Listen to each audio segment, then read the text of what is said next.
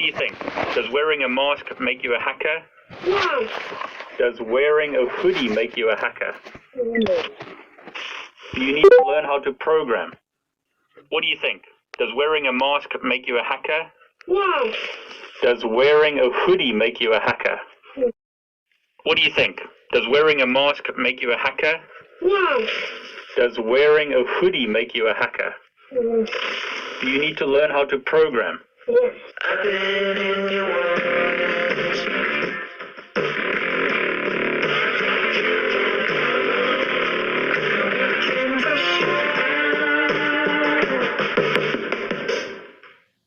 Zebra, what are you doing? Hacking.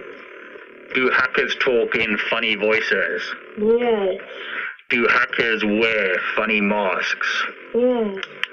Do hackers break networks? Yes. Is it important for children to learn how to code? Yes. Wow, look at that code that you wrote. It's amazing code. It's a very good hacking program that you wrote, Zebra. Now, it's ridiculous that they think that you should wear masks when you hack, that you have a green screen. That's funny. Yeah, it is funny that you have to dress up to be a hacker, that you have a green room. It's silly. The best way to start hacking or to learn to hack is to start with Kali Linux. And I'm going to teach you, I should say this in a funny voice, I'm going to teach you Kali Linux. Now, perhaps I'll be a better hacker if I speak in a foreign language. Jou rekenaar is myne. Alles wat jy het is myne. That's just silly.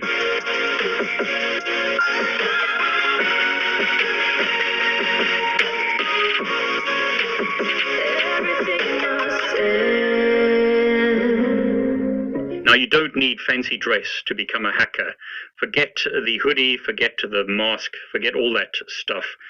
One of the best ways to learn how to hack is to use Kali Linux.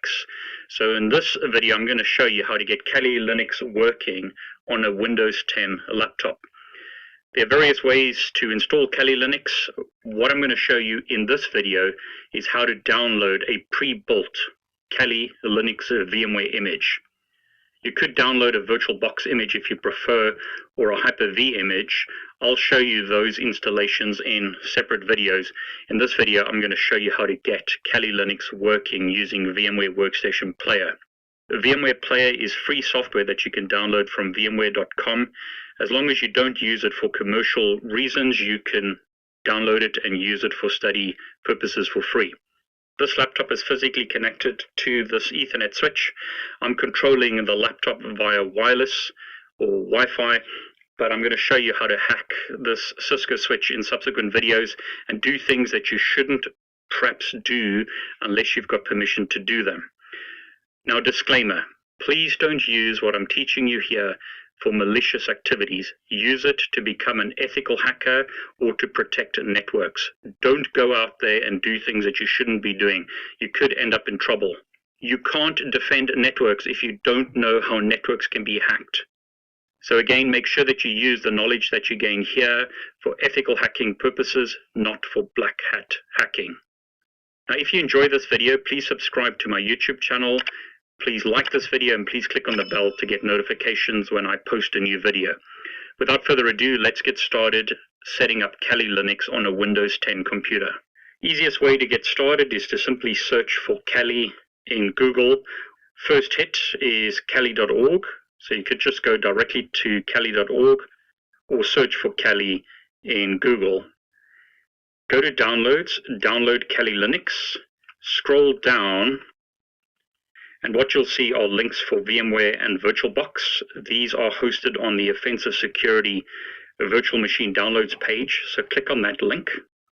On the Offensive Security website, scroll down, and you'll see VMware images, VirtualBox images, and Hyper-V images. Again, in this video, I'm going to show you how to download and use VMware images. I'm going to download the 64-bit version because I'm using Windows 10 64-bit on my PC. Look at Properties, I'm using Windows 10 64-bit operating system. This laptop has 8 gig of RAM and an i7 processor. I'm going to click on the Kali Linux VMware 64-bit image, and as you can see, the image is now being downloaded. You could also use a torrent if you want to, but I'm simply going to download the image from the Offensive Security website. This is a 7Z or 7Z file, so you'll need some software to extract the images from that compressed file. I'll show you that in a moment. The file is 2.1 gig in size, so just be aware of the size of the image that you're downloading. Now, I'm going to download WinRAR to extract that 7Z file.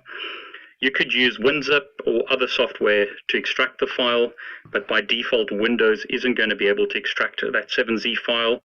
So you'll need to download software to extract it. So I'm going to download WinRAR. I'm not going to buy it. I'm simply going to download the software. It's only 3 meg in size. So I'll open the downloads folder. I'll double click on the WinRAR file. I'm asked, do I want to allow this app to make changes? Yes, I do. I'm going to click install, and by default, you can associate all these extensions with WinRAR. I'm not going to do that. I'm only going to associate 7Z and click OK. Software has now been installed. Now at this point, Kali Linux has been downloaded. So we can see that it's a 7Z file once again. I'm going to extract the file to the local directory. A subdirectory is created. You simply need to wait now for the files to extract. I'll double click on that directory. We've got a subdirectory, and inside there we've got a whole bunch of VMDK files, a VMX file, and some other files, but we can't open this because we haven't got a VMware Workstation Player downloaded. So I'm going to download VMware Workstation Player and then import those files into VMware Workstation Player.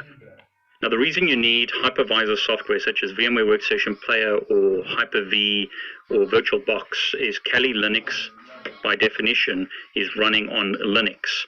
But here I'm running Windows 10. So I need a hypervisor or hypervisor software that's installed on top of Windows. So we have the physical hardware. Windows is installed on the physical hardware. And then we have this additional software called a hypervisor that then allows me to virtualize or run a guest operating system on the host operating system. So hardware, host operating system, hypervisor, and then a guest operating system running on top of it. So we've got Windows and then Linux running on top of the hypervisor software. So we need to download hypervisor software such as VirtualBox or VMware Workstation Player. To download VMware Workstation Player, go to vmware.com.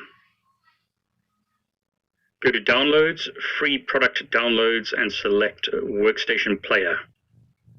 In this example, I need to download a VMware Workstation Player for Windows, so I'm going to click the download link. The software is downloaded. It's about 138 meg in size. So here it is. I'm going to double click on the executable. Click Install Anyway. Click Yes to allow this app to make changes to this device. The VMware Workstation installation wizard starts. In this example, I'm going to mainly use the defaults. So I'm going to click Next. You need to accept the license agreement, so read through that. Click I accept the terms of the license agreement and click Next. I'm going to leave the installation directory at default and click Next. I'm not going to join the VMware Custom Experience Improvement Program. Click Next.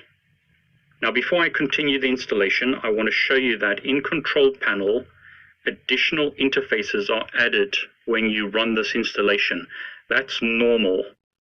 Under Network and Internet, view network status and tasks, change adapter settings. At the moment, I have a Wi-Fi connection and a USB connection, which is currently unplugged. Additional network interfaces are going to be added when I install VMware Workstation Player. At this point, I'm going to leave the shortcuts at default, click Next, and click Install. Files are copied. a VMware Workstation icon is added. The virtual network drivers are installed. As you can see, an Ethernet 3 virtual network adapter has been added, so has Ethernet 4.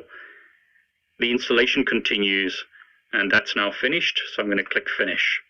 The installation of VMware Workstation Player is fairly simple. I basically accepted the defaults during this installation. What I'm going to do now is start up a VMware Workstation Player. VMware Workstation Player is free software for non-commercial use. If you're going to use it commercially, you need to add a license. I'm not going to do that. I'm simply going to click Continue and then click Finish. And there you go, VMware Workstation Player has now been installed on this computer. We're told that we could use VMware Workstation Pro. I'm not going to do that because this is paid software, so I'm going to click Remind Me Later. Now you can leave the Kali Linux files in the Downloads directory. I'm not going to do that. I'm going to move them to Documents, the Virtual Machines. I've got some other virtual machines here, but I've essentially moved the Kali Linux VMDK files and other files to my Documents. Okay, so now that we've got Kali Linux downloaded, the next step is to import it into VMware Workstation Player. So I'm going to open up a VMware Workstation Player, go to Player, File, Open. Browse to my virtual machines directory, Kali Linux, and I'm going to open the VMX file. So I'm going to select that file and click Open. Kali Linux has now been imported into VMware Workstation Player. Now you could start the virtual machine at this point, but I'm going to edit the virtual machine settings. By default, 2 GB of RAM is allocated to this virtual machine. You could increase that if you wanted to. I'm not going to. I'm going to leave it at the default. Number of processors is 4. Again, I'll leave that at the default. Disk space is 80 GB. Network adapter is currently using NAT, which means that the virtual machine shares the host's IP address. You could bridge it to your physical network if you wanted to, but again, I'll leave that at the default and click Play Virtual Machine. We asked whether we've copied or moved the virtual machine. I'm going to select Copied because I copied this from the internet. Now I'm told that the following software is available for download: VMware Tools for Linux. I'm going to download and install that software.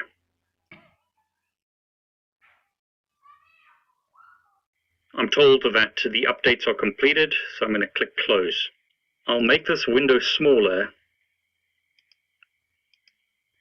to demonstrate that you can resize the window in VMware Workstation Player, and the Kali Linux desktop automatically resizes based on the size of the window that you've got. Okay, so the username is root. Password is root spelled backwards, so T-O-O-R or Tor. Click Sign In.